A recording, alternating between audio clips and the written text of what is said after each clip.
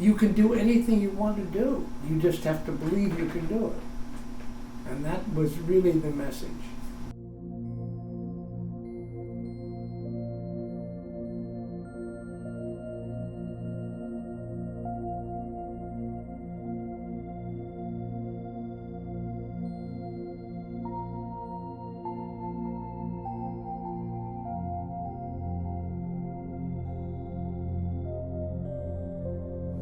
I was born in Chicago. My name is Alexis Guy Obolensky. My mother was Kathleen Trask, and my father was Prince Michael Obolensky. The friend of my mother was, her name was Corday, and my mother always called her Mademoiselle Corday, and it was Gandhi that she was a follower of. She arranged for the meeting with Yogananda. I remember the Rolls coming to pick us up, and I'd never seen such an elaborate car. And I was fascinated by the seats because they came up out of the floor, and they, I think it would be my mother, Madame Corday, and I think two of the people from the entourage of Mrs. Guggenheim. In any event, everything went fine until we stopped for lunch, and my mother, they serve cream with the coffee, and my mother pours all of the unused cream into my milk glass and makes me drink it. Well, it was not a good idea to stuff a 7-year-old with cream, because about halfway into New Jersey, where we were going, I throw up. And I remember the chauffeur cranks up the window so he doesn't have to survive smellless. And by the time we get there, everybody is looking daggers at me, because they didn't have a pleasant ride. And Yogananda immediately picks up on this, takes me by the hand into the parlor and closes the doors against the adults. There was one of these parlors that the living room was separated with sliding doors. And he spent the rest of the day with me. My mother was furious because, oh my God, I've gone to all this trouble to, and I don't think Miss Guggenheim ever gave him anything either. I don't know. That would be a very important part of the story. I suspect that, but he didn't care. This was not the object.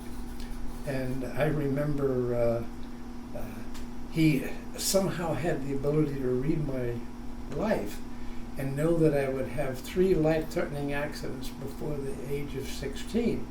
And he prepared me to survive all of those accidents.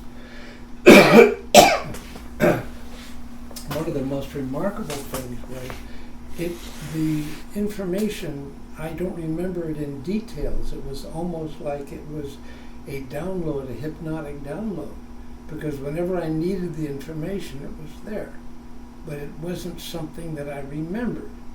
But one of the things that I did get out of it was the ability to do a trick, and I called it a trick because I don't even know how I did it, but I could accomplish anything I wanted, just thinking of certain pattern, which I don't remember exactly how it all came together. I noticed it when I went back to school, because I used to have problems. I was bored, and I couldn't pay attention to school, and all the typical problems children have. And after this, all I had to do was this trick, and I don't know what the trick was, but I suddenly was completely in control, and I could do anything I wanted to do. I could remember everything that was said. I could essentially master anything that I needed to master, and that particularly was noticeable in sports events. If I could always win any race, I could do anything, because I would do this thing, almost like you had a supernatural energy. And that was part of the techniques that he showed me. But I think it's more important to get into my images of him.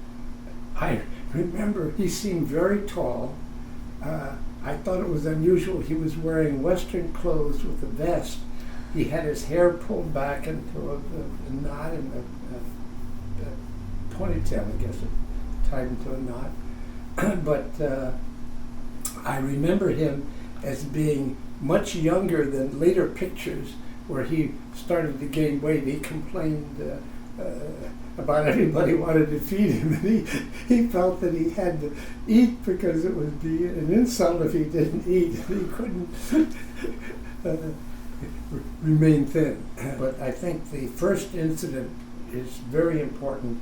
The first accident, I would have a triple compound fracture of the leg, the bone, and the ankle, and they said it was hopeless. I would never walk again. Now, my mother insisted that they get an expert to examine me, and which they did, and he said, well, the chances are I can pull all the splinters together under fluoroscope, but if he moves, there's no hope. There's nothing we can do. We can't even put a temporary cast on this because the swelling is so great, the edema is so bad that it's just a question of can he keep still for 2 days? Well, Yogananda taught me how to eliminate pain, and I was able to remain motionless for 2 days, which is extraordinary. I remember one time losing control and ringing the bell for the nurse, and she was not pleasant at all. And I said, I'll never do that again. And that was it. I didn't have to. Now, this may be a break, but recently I had to have a hernia operation. And the doctor said, I'm too healthy. I should start to drink so that my liver gets used to some stress. And I thought, what is this ridiculous thing to tell me that I have to stress my liver because the drugs that knock me out are going to be so overpowering because I'm too healthy. So I made a deal with the doctor and the anesthesiologist that if I didn't move, they wouldn't give me any painkiller. And I did. I went through. Everything was going fine. I mean, I was hooked up to apparatus so that all they had to do was just inject the knockout in the equipment and I'd be out. But the point was, everything was fine until they started moving my organs around inside. That began to be a little hard to control. But it was just a question of relaxing. Was it the same technique you were using? Obviously. The point is, you can do anything you want to do. You just have to believe you can do it. And that was really the message. You have to believe. In those moments where the pain is very high, where did you go? What was happening inside of your head, or where did you think you were in those moments? I wasn't there. That was the amazing thing. I was in some very pleasant space. Yeah. So but as I said, the time that I lost control, it was horrible, and I pressed the button for the nurse. I mean, it was unbearable because it was just, I can't describe the horror. And then I managed to get back into the space because she was so unpleasant. So I won't do that again. How old were you for the first? Well, I was 7. No, I was 10. 10. So okay. It was 7, 8, 9, 10, 3 years later. Okay. Now, the next one was really dramatic. I was one of these children that was so precocious, they always thought I knew more than I knew. So they let me into the high school chemical lab,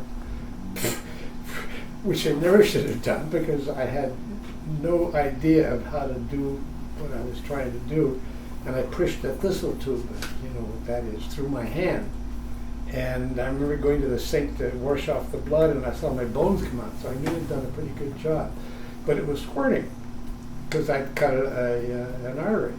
So I remember just looking at it, and it stopped.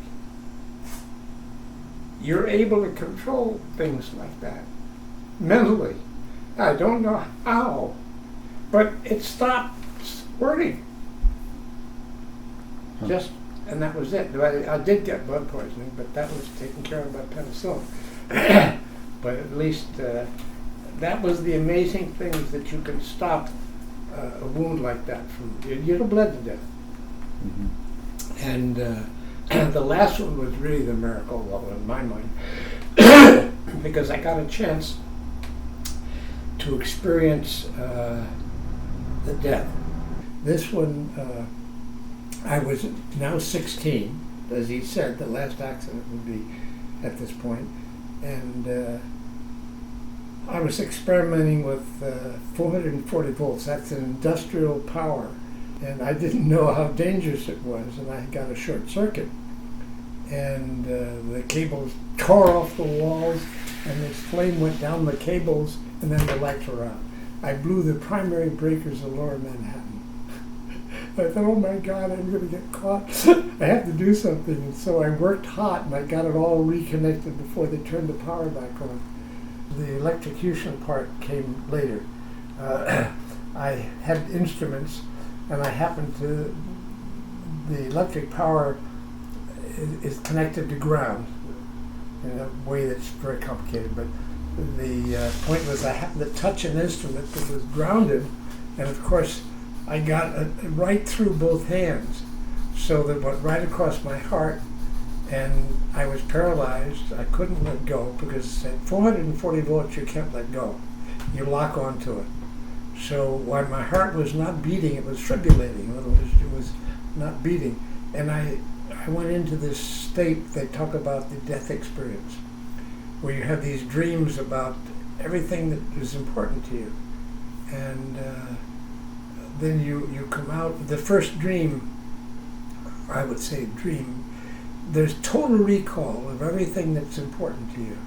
And I remember my grandfather, I could smell, he smoked cigars. So he had a very strong odor of tobacco, and it was very clear, all the sensations. It's a technicolor dream, including sound and odor and everything. It's a complete recall. Then I came out of that experience, and I went into another experience.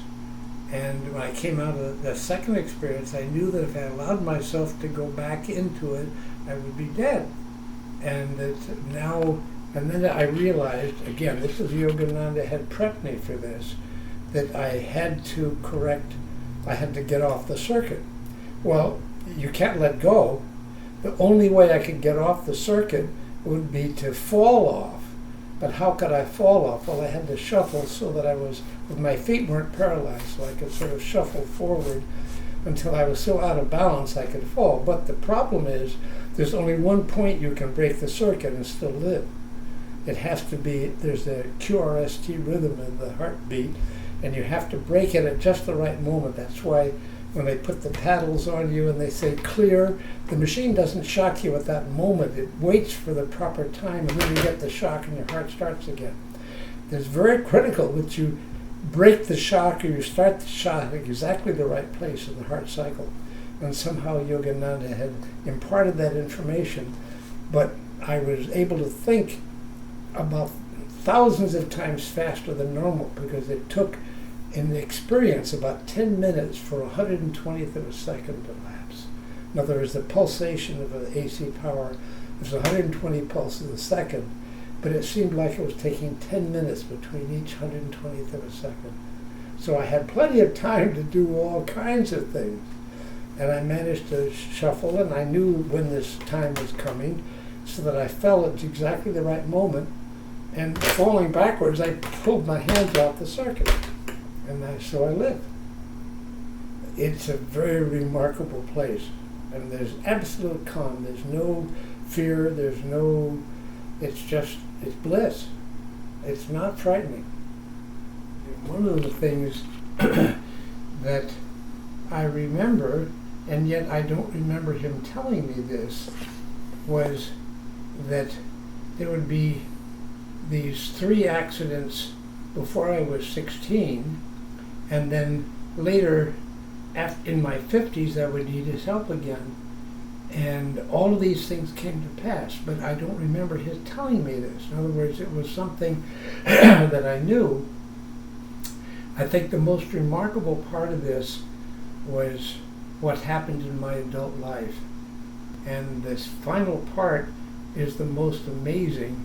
Yogananda was actually responsible directly for ending the arms race with Russia. Well, I have to tell a little bit about the career, because it wouldn't make sense if I didn't. You probably have seen these ships that have these huge containers and the container industry for shipping. I built the first factory in the world to make these in mass production. And of course it was for the mafia. And I didn't know that it was mafia operated, but I should have. I found that out later on. This was during the Eisenhower administration. One of the corporations gave Big Paul Castellano, who happened to be the owner of this defense plant, you probably heard the name, he was murdered by Gotti for control of the mob at this time, and the second in command was General Vito Castellano in the Pentagon. So you can see the power. They were given, I believe the number was 2,000 generators on long-term credit, because they could immediately get progress payments of millions of dollars and worry about later on. What was important was this was the beginning of the arms race, and it was for the missiles we put into West Germany, targeted to Russia. It was the Pershing II missile system. And I rejected the generators because they didn't meet the specification. I saw there was a problem, and they wouldn't pay attention to it, and I had to resign. And I went into business manufacturing test equipment which to detect this problem. Now, The problem with the generators. the problem with the generators. The inspectors at this defense plant used to say, the only difference between the mafia and the U.S. government is you can trust the mafia to keep its word. You cannot trust, in other words, you can't trust the U.S. government. My wife, Marina, was acting as a secretary when a telephone call comes in from St. Louis. If I would give up my crusade for truth and measurement, this whole scam had to do with falsified measurement. I could have all the government business I could handle. And she said, my God, that's the famous offer you can't refuse. I can't bring the children up in this country because you're vulnerable as long as they have something they can attack you with, because I know you won't stop. She knew me. And so she took my children, left for Germany. They had, one was 7, the other was 5. And it broke my heart. And things kept getting worse and worse. I have a difficulty talking about it, but what happened was unbelievable. All of a sudden, now I had no connection with Yogananda, no memories, no experience. I was I was strictly believed in the military-industrial system and all of this. I found myself getting into the lotus posture, which I didn't know existed, just crossed legs and a particular form of breathing called in Kriya Yoga. And the next thing I knew, I'm looking down at our solar system. This technique had obviously been programmed, because remember, I would need Yogananda's help. He now was dead, and I was in my 50s, and I thought I was talking to Christ. And the first question I asked was, what is the purpose of life? And the answer came back, to simultaneously live in material and a spiritual existence. And there were many other questions, including what was the reward? And the answer came back, bliss. And finally, after more questions, and what do I do about my problem? And the answer came back, attack the army. I'm back in my body. Now, what was important was I was the vehicle for a letter to the general who was in command of MAD, Mutual Assured Destruction. He answered my letter. This general had an investigation conducted outside the Pentagon. He found that all I had said was true. It's a very long, complicated story, but I can sum it up by saying that it was so significant, the information that was transmitted, that the government falsified over 300 pages, and it was a 480-page document. So most of it was absolute fraud. And the reason for this was they knew about the problem. They had done nothing about it. My instruments had been secured so they couldn't go to the sites where they were needed. It was all part of a bigger picture. And then they blew up the missile system. It exploded in West Germany. We dropped a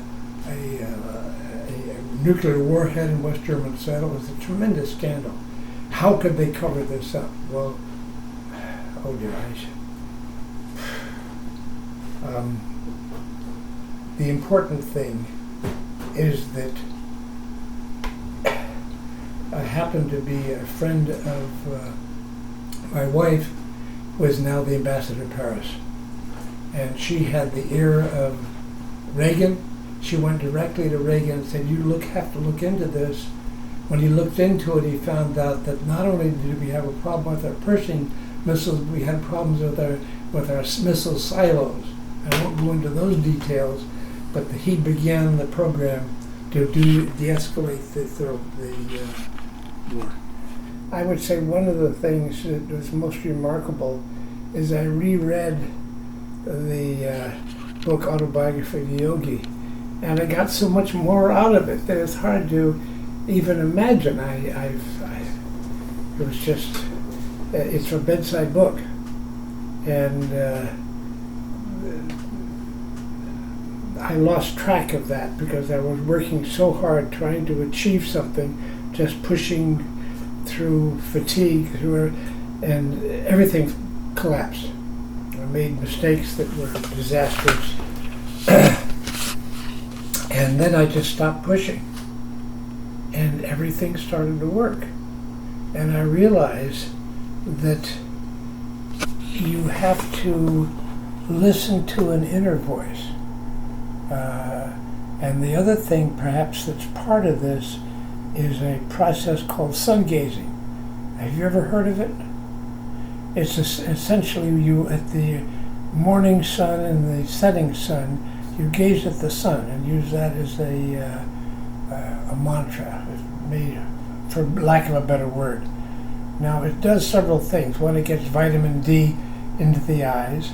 You need it. It eliminates floaters, and my vision has changed. I can see comfortably without glasses. I don't see clearly, but I see comfortably. But the most important thing is I realize that you are not in control of your life. Your life is in control of you. And you have to just allow love and light and all these teachings to be at peace. And if you're struggling with something, they're not at peace. You're not at peace. So that's basically what's happened.